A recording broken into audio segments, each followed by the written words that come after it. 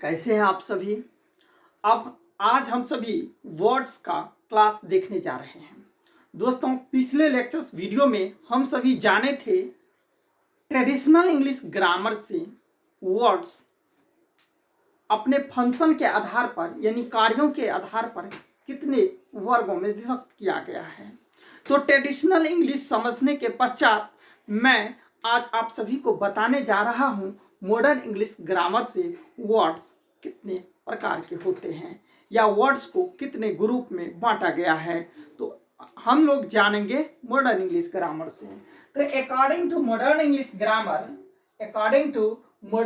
Grammar there are two types of words.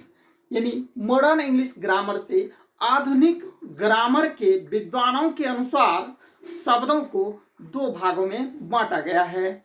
आधुनिक grammar के विद्वानों के अनुसार शब्द को कितने भागों में बांटा गया है? दो भागों में बांटा गया है। एक का नाम है फॉर्म क्लास और दूसरा का नाम है स्ट्रक्चर वर्ड। एक का नाम है फॉर्म क्लास और दूसरा का नाम है स्ट्रक्चर वर्ड।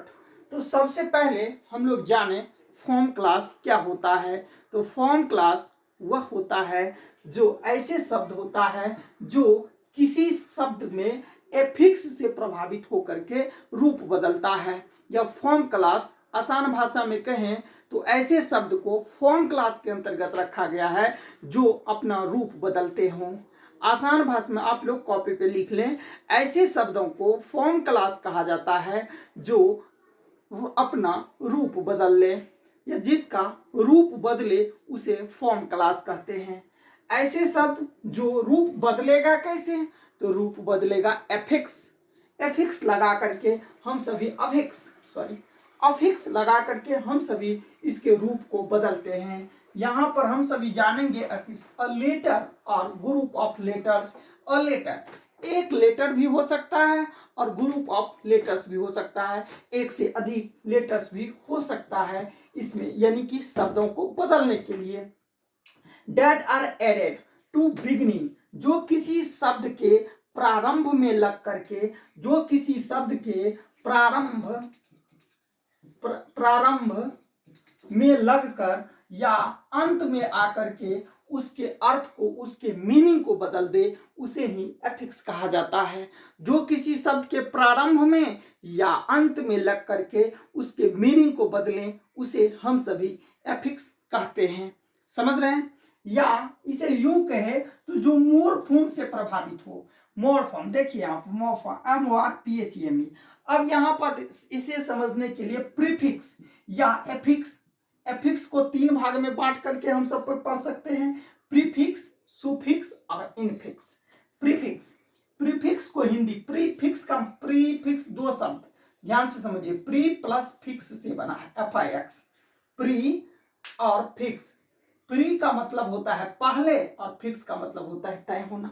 तो पहले लग करके, फिक्स हो करके, तय हो करके किसी शब्दों के अर्थ को जो बदले वह प्रीफिक्स होता है। जैसे रूट वर्ड काइंड में हम लोग पहले लगा दिए, प्रीफिक्स हो गया। ये अन लगा दिए तो ये अनकाइंड में अन प्रीफिक्स हो गया और ये अनकाइंड हो गया, जिसे हम सभी उपसर्ग के नाम से जानते हैं। किस नाम से जानते हैं?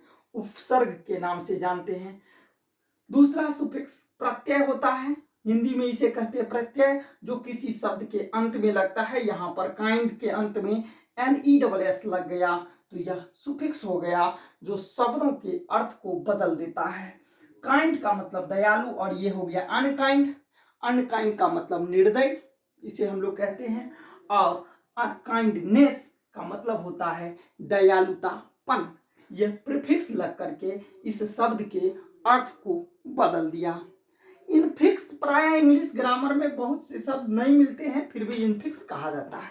ठीक है, जो शब्द के बीच में लग करके उसके अर्थ को बदलते हैं, हम लोगों को नहीं पढ़ना है। अब हम सभी जानते हैं नाउन।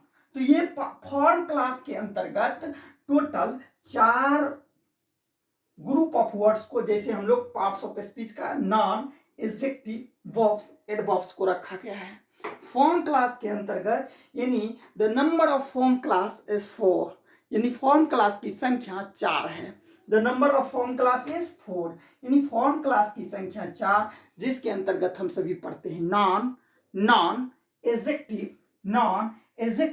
एडजेक्टिव वर्ब्स और एडवर्ब्स, नॉन एडजेक्टिव वर्ब और एडवर्ब्स, ये सभी फॉर्म क्लास के अंतर्गत आते हैं और इसकी संख्या टोटल 4 है। दोस्तों ध्यान से समझिए, नॉन्स, तो नॉन में जब वाई, ये नॉन है और एस लग गया, यह शब्दों के अर्थ को बदल दिया, एक लड़का बॉय और एक से अधिक बॉयज, तो ये नॉन के अर्थ, जैसे हम लोग काइंडनेस, तो इस तरह से डॉग्स एक्सेट्रा, तो नॉन में लग करके उसके अर्थ को बदलता है, उसके रूप को बदल देता है, वही फॉर्म क्लास होता है।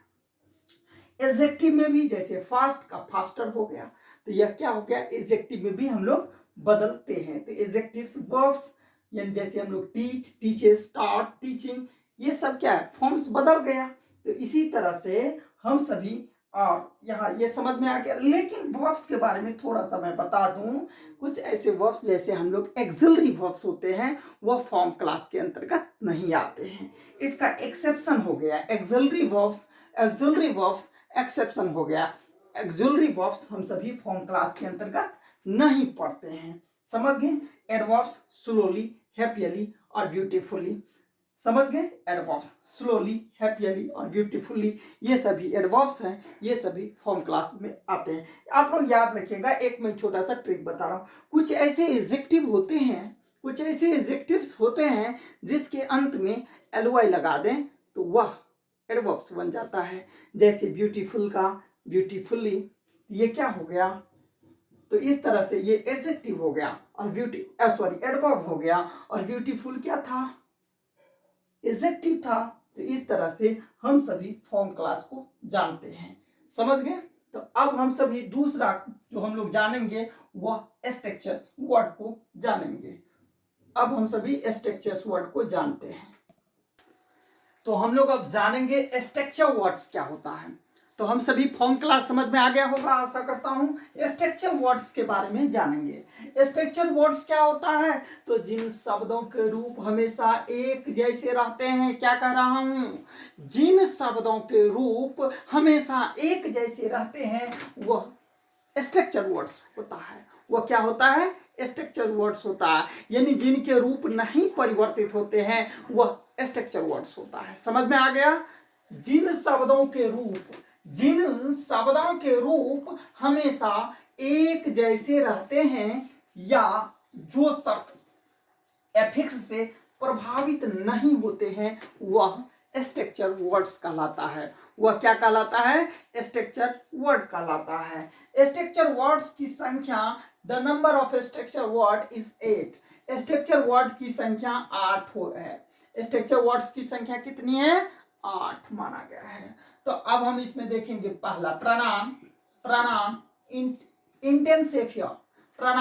इंटेंसिफियर, डिटरमाइनर, एक्सिलरी या auxiliaries, preposition, conjunction, interjection, question words, ये सभी के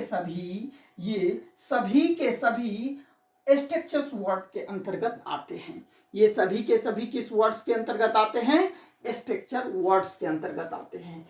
डिटरमाइनर, यहां पर देखिए डिटरमाइनर, ये स्ट्रक्चर वर्ड्स के अंतर्गत आते हैं। अब हम सभी ट्रेडिशनल इंग्लिश ग्रामर में जब पार्ट्स ऑफ स्पीच पढ़े थे, तो उसमें पढ़े थे noun, pronoun, adjective, verb, adverb, preposition, conjunction, interjection, ये सभी हम लोग पढ़े थे। उसको भी इसमें शामिल किया गया है, और मॉडर्न इंग्लिश ग्रामर से वर्ड्स को 2 भागों में बांटा गया, फॉर्म क्लास और स्ट्रक्चर वर्ड्स। अब यहाँ पर प्रोनाउन क्या होता है, तो बारी बारी से हम सभी विश्लेषण करते हैं या थोड़ा चर्चा कर लेते हैं। तो पहले हम सभी नया जो टॉपिक मिला है हमें, इंटेंसिफियर, डिटरमाइनर, एक्सिलरीज और क्वेश्चन वर्ड्स, इसकी व्याख्या करते हैं। और पहले इसे समझिए। इंटेंसिफियर क्या होता है, तो जो एडजेक्टिव या एडवर्ब की शक्ति को सूचित करे, जो एडजेक्टिव या एडवर्ब की शक्ति को प्रदर्शित करता है, बताता है, उसे इंटेंसिफायर कहते हैं। जैसे मैं कहूं सी इज वेरी ब्यूटीफुल, तो यहां पर वेरी क्या हो गया, इसे इंटेंसिफायर कहा जाता है। यहां पर वेरी क्या हो गया, इंटेंसिफायर, और ब्यूटीफुल तो समझ में आ गया कि ये इंटेंसिफायर जो एडजेक्टिव या एडवर्ब की शक्ति को बताता है, जो एडजेक्टिव या एडवर्ब की शक्ति को बताता है, उसे इंटेंसिफायर कहा जाता है। और इस तरह से आपको अनेक इंटेंसिफायर मिलेगा। अब हम सभी चर्चा करते हैं डिटरमाइनर, बहुत ही महत्वपूर्ण है। कुछ शिक्षकों के द्वारा पार्ट्स ऑफ स्पीच जब पढ़ाते हैं तो वो कह देते हैं पार्ट्स ऑफ स्पीच 9 प्रकार के होते हैं, और उसमें एक नम्मा में डिटरमाइनर लगा देते हैं। नहीं, आपको बताना है ये मॉडर्न इंग्लिश ग्रामर से पार्ट्स ऑफ स्पीच 2 प्रकार के होते हैं, एक फॉर्म क्लास, दूसरा स्ट्रक्चर वर्ड, और ये डिटरमाइनर स्ट्रक्चर वर्ड के अंतर्गत आते हैं। मैं कहता हूं नहीं, उसका मैं आप सभी को प्रूफ प्रस्तुत करता हूं। समझिए, डिटरमाइनर जिन शब्दों के बाद नॉन का आना अनिवार्य है, जिन शब्दों के बाद नॉन का आना अनिवार्य है वह डिटरमाइनर होता है। तो डिटरमाइनर क्या होता है, तो वो एडजेक्टिव की तरह काम करता है। किसकी तरह काम करेगा, एडजेक्टिव। जैसे मैं कहूं माई, ये पॉजेसिव एडजेक्टिव क्या है, ये भी डिटरमाइनर का एक पार्ट है, ये भी डिटरमाइनर है। दिस क्या है, ये भी डिटरमाइनर है। तो ध्यान से समझिए, डिटरमाइनर कुछ नहीं है, वह फंक्शन करता है एडजेक्टिव की तरह। वह डिटरमाइनर का फंक्शन एडजेक्टिव की तरह है, तो इसीलिए, लेकिन एडजेक्टिव क्वालिफाइंग करता है, क्वालिफाइंग या अभिप्राय विशेषता को बताता है, लेकिन डिटरमाइनर नॉन के यानी जिन शब्दों के बाद, तो किसी भी शब्द, जैसे यहां पर लिख दे माय, तो माय बुक का प्रयोग कर देंगे, तो बुक से पहले माय आ गया, या माय के बाद बुक आया, तो यह क्या हो गया, माय डिटरमाइनर। डिटरमाइनर के अंतर्गत आर्टिकल भी हम लोग पढ़ते हैं, जैसे अब वाई, तो ये क्या हो गया, ये डिटरमाइनर भी है। क्या है, डिटरमाइनर। तो डिटरमाइनर का एक वीडियो लेक्चर्स में सिर्फ उसमें डिटरमाइनर की ही बात होगी, वो मैं आप लोगों को दे दूंगा और बताऊंगा। एक्सिलरीज, तो जब हम सभी पढ़े थे फॉर्म क्लास के अंतर्गत वर्ब भी आता है, तो वर्ब मेन वर्ब और एक्सिलरी वर्ब होते हैं। क्या होता है, मेन वर्ब और एक्सिलरी वर्ब होता है। समझिए, जब एक्सिलरी वर्ब की बात आती, तो मैं उस समय भी बताया था, एक्सिलरी वर्ब जो वर्ब की सहायता करता है, जो वर्ब की सहायता करता है, इसके अंतर्गत प्राइमरी एक्सिलरी और मॉडल एक्सिलरी दोनों आएगा। Primary auxiliaries verb to be, है ना, तो यहां पर प्राइमरी एक्सिलरीज और मॉडल एक्सिलरीज जानते हैं आप सभी, कैन, है ना, मे, शैल, शुड, ये सभी मॉडल एक्सिलरी और प्राइमरी एक्सिलरीज दोनों आते हैं, जो वर्ब की सहायता करता है। किस वर्ब की, तो मेन वर्ब की सहायता करता है। और यह स्वतंत्र भी आ सकता है, यह स्वतंत्र यानी किसी वाक्य में स्वतंत्र भी आ सकता है, और मेन वर्ब के लिए भी आता है। तो समझ में आ गए एक्सिलरीज, प्रीपोजिशन, ये सभी हम सभी पढ़ेंगे। अब क्वेश्चंस वर्ड्स, जो प्रश्न के भाव प्रकट करते हैं, questions word what, why, how, when, ये सभी के सभी क्वेश्चंस वर्ड के अंतर्गत आते हैं। यहां तक समझ में आ गया। तो हम सभी अभी देखें कि स्ट्रक्चर वर्ड के आधार पर स्ट्रक्चर वर्ड्स को 8 भागों में विभक्त किया गया है, या स्ट्रक्चर वर्ड 8 प्रकार के होते हैं, और फॉर्म क्लासेस 4 प्रकार के। तो 8 और +4 यानी टोटल जो हम लोग मॉडर्न इंग्लिश ग्रामर में पढ़ते हैं, वर्ड्स को कितने ग्रुप में बांटते हैं, तो 12 ग्रुप में बांट करके पढ़ते हैं। मॉडर्न इंग्लिश ग्रामर से वर्ड्स को टोटल कितने ग्रुप में बांटे हैं, तो फॉर्म क्लास का 4 और स्ट्रक्चर वर्ड का 8, तो ये टोटल हो गया 12, 12। तो 12 ग्रुप को जब हम लोग समझते हैं, तभी वर्ड्स को समझ पाएंगे। समझ में आ गया। मैं आशा करता हूं आप सभी बिल्कुल समझते होंगे। यदि किन्हीं को किसी भी प्रकार की कोई भी संदेह हो तो डिस्क्रिप्शन में मेरा व्हाट्सएप नंबर लिखा हुआ है, आप मुझे भेज सकते हैं, व्हाट्सएप कर सकते हैं, पूछ सकते हैं। और ऐसे मुझे बहुत ऐसे छात्र हैं, स्टूडेंट्स हैं जो मुझे व्हाट्सएप किए नोट्स बना करके, तो मैं बहुत बहुत धन्यवाद कहना चाहता हूं। आप सभी का उत्साह देख करके मुझे प्रेरणा मिलती है और मैं आप लोगों के ही प्रेरणा से यह वीडियो बनाता हूं। यदि आप सभी बहुत बहुत धन्यवाद जो छात्र मुझे नोट्स बना बना करके प्रतिदिन वीडियो भेजते हैं, वीडियो लेक्चर सुनते हैं, और जो वीडियो लेक्चर में मेरे द्वारा पढ़ाया जाता है उसका नोट्स बना करके भेजते हैं। तो ऐसे सीरियस स्टूडेंट्स को आप सभी भी थैंक यू कर दीजिए। उसके लिए लाइक दबाइए, लाइक दबाने आप उस स्टूडेंट के लिए लाइक का बटन दबाइए जो स्टूडेंट इतनी मेहनत करता है।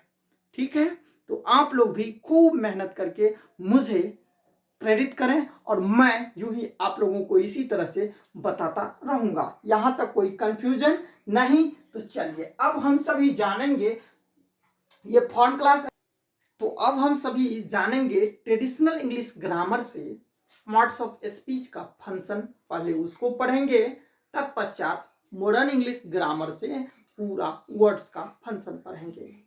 समझ गए? पहले अब बारी बारी से हम सभी पूरा को समझेंगे।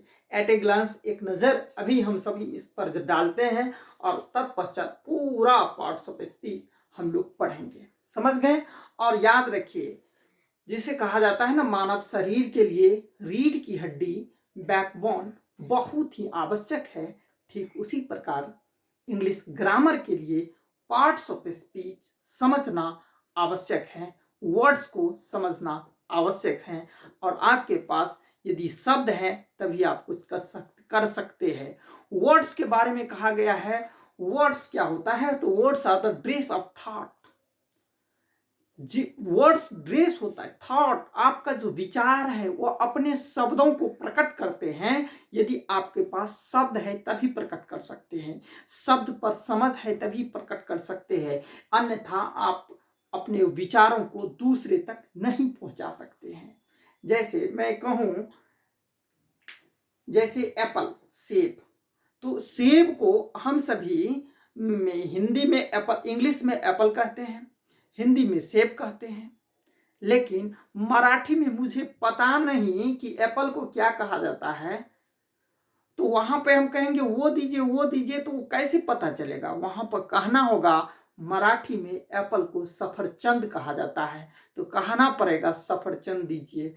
समझ गए? ठीक उसी प्रकार से जब आपको पता था तभी तो आप बताएंगे, अन्यथा नहीं बताएंगे। इसीलिए word wallet, word wallet, wallet का मतलब जिसे हम लोग पर्स कहते हैं, बटुआ कहें, अपनी भाषा में, ग्रामीण भाषा में बटुआ कहते हैं, पर्स कहते हैं। उस वर्ड आपके वॉलेट में वर्ड्स होना चाहिए।